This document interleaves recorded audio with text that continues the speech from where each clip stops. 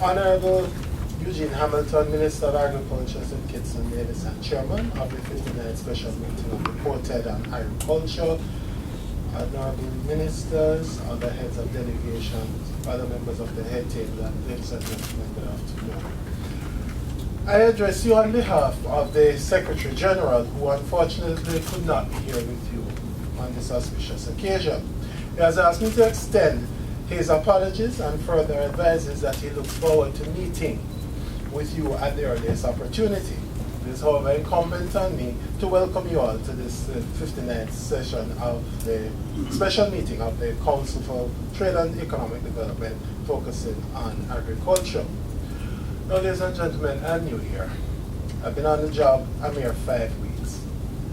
So let me tell you a little bit about myself. I'm not a glass half full nor a glass half empty kind of guy. My attitude is simply this.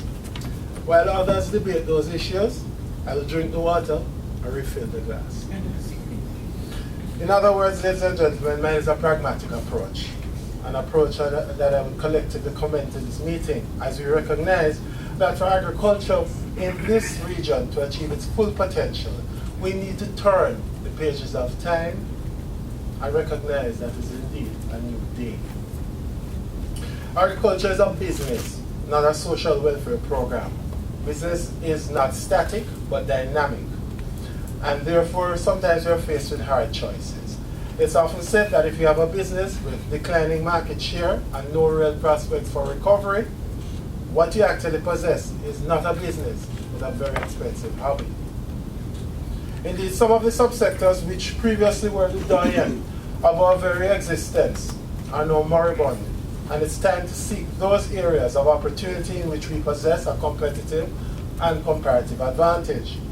In that light, recent developments in the international trade arena have given us pause, as we are now forced to take a hard look at our place in the international trading environment. These developments, juxtaposed against the loss or erosion of preferential access to international markets, have consequences for our development objectives. However, this provides us with an opportunity to focus more intensely on the regional market, a market of 15 million people. Indeed, the more complex and intricate the situation, the more we need confidence, hope, and resolve to overcome those challenges. It is indeed a new day. One of the major challenges facing the regional agricultural sector is the accomplishment of meaningful structural transformation and dynamic competitiveness, which will facilitate our ability to compete globally. While exchange rate valuation is important to economic growth and is in fact one of the policy levers used in treating with issues of competitiveness, is not the only policy tool. Indeed, standard theories may not be fully applicable to smaller states. The relationship between exchange rate valuation and growth may be ambiguous for small countries due to their high reliance on imports and other structural factors that may limit the scope for supply responses. Honorable Ministers, ladies and gentlemen, we therefore need to ensure that our agricultural development strategies facilitate an environment that fosters increased production and access to global and regional markets. However, in that light, we must be clinical in our assessments and pragmatic in our search for solutions, while ensuring that said solutions are congruent with a changing economic environment. The measure of our success as a region cannot be defined in terms of the quantum of strategies that we have developed, but in terms of their efficacy. In other words, let us say goodbye to the days of best endeavors, and let's usher in a new day of actual achievement.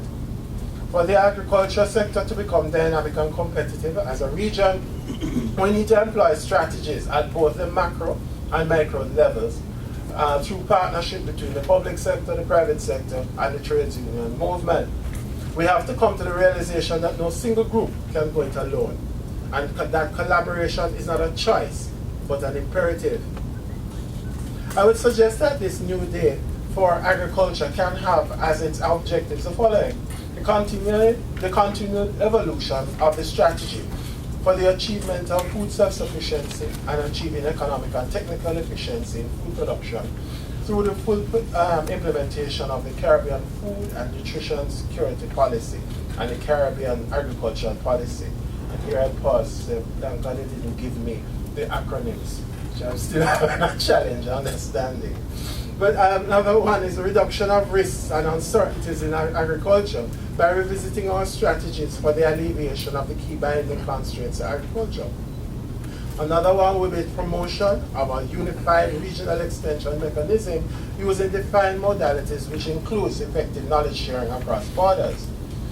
Fourthly, promotion of agro-allied industries to increase agricultural production across value chains, and also promotion of large aggregators using a cluster approach, which facilitates these firms acting as a single purchase point for a cluster of small contract farmers, which would lead to increased economies of scale and greater output levels. It also allows for these small farmers to be paid in a more timely manner than currently obtains, which allows for greater operational efficiencies and sustained economic viability. We also need the establishment of a transparent and harmonized agricultural incentive mechanism, which allows perceived and real barriers to entry in the industry to be decimated and is likely to give fillip or impetus, particularly to young persons desirous of pursuing a career in agriculture. And finally, we have to look at renewed efforts at treating with issues about land titling, with both concessional financing being provided to aid in the acquisition of titles, but also a re-engineered process which modernizes mechanisms and treats frontally with issues such as root of title and the referee system. Now, how do we achieve these objectives? I commend to you the following imperatives. 1. Creating a conducive macroeconomic environment to facilitate private sector investment. 2. Development of a harmonized agricultural incentive framework. 3. Establishment of a mechanism for meaningful dialogue between the private, public sector and trade union with regards to agricultural development. Now, fourthly, development of a financing framework for agriculture, inclusive of our financial instruments, such as factoring partial credit guarantees, and incorporates collateral reform, to name a few. Also, rectification of import duty anomalies in respect of agricultural products. So, demand-side financing solutions, as well as increased collaboration with the maritime transport cohort, as intra-regional shipping costs are simply too high. Honorable Ministers, ladies and gentlemen, while cognizance is taken of the fact that some of these issues will require collaboration and consultation and may take some time to get off the ground, in the short term and to increase our productivity and competitiveness, we can begin the new day by 1. Confronting the issue of agricultural modernization. Already this point. Indeed, it's pointless for us to be seeking to compete in which are almost totally mechanized and technology driven, while we continue to be heavily reliant on manual labor. Let's use foresight and strength of our 4 regional resolve to retrain workers where appropriate, to minimize the dislocations which are sure to occur as we exit some markets but embrace new opportunities. Let us begin this new day by acknowledging that the CET is impatient of reform in terms of waivers and suspensions. The status quo which obtains threatens to undermine the very framework for sustainability that we are committed to enhancing. We need a structured protocol, replete with the transparency guarantees that public policy dictates, that once and for all treats with a request for waivers and suspensions. Indeed, these requests must be determined on a data-driven basis only.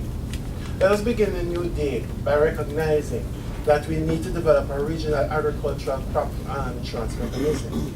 Let us begin the new day by finally confronting the perennially vexed issue of predial larceny. Let's begin this new day through the development of streamlined collateral reform mechanisms which allow for the use of agricultural equipment to secure loans without there being a requirement for real estate to supplement the collateral requirements. Let's also use the opportunity to develop non-traditional collateral mechanisms which will allow farmers to use crop yields, for example rice, farm animals, etc., as legitimate collateral mechanisms. All this, ladies and gentlemen, is an effort to deepen and strengthen the penetration of the industry. Let us begin the new day through partial credit guarantees, which also represents an avenue of hope in an effort to combat the challenges faced in the main by agricultural interests, particularly those engaged in primary goods production. Let us begin the new day through the development of a structured intervention strategy, which incorporates improving market information in an effort to avoid the adverse impact of the pro-cyclical approach which currently obtains. In that vein, let us also explore the possibilities for identification of new markets, as well as strengthen our linkages with the agro-processors, which has the potential to yield even greater value added. Let us begin this new day by focusing on improving the quality of rural life. And finally, let us begin the new day by focusing on capacity development, including financing for small farmers to re-engineer their current farming practices. Honorable Ministers, ladies and gentlemen, I submit to you the above for your consideration. And my team and I stand ready and able to work with member states to develop a strategy supported by a time-bound action plan for implementation. In that respect, I commit to submit to you at your next sitting the action plan for increased productivity and competitiveness of the agriculture industry. This is indeed a new day. Let us therefore move forward with dispatch and renewed resolve. I thank you.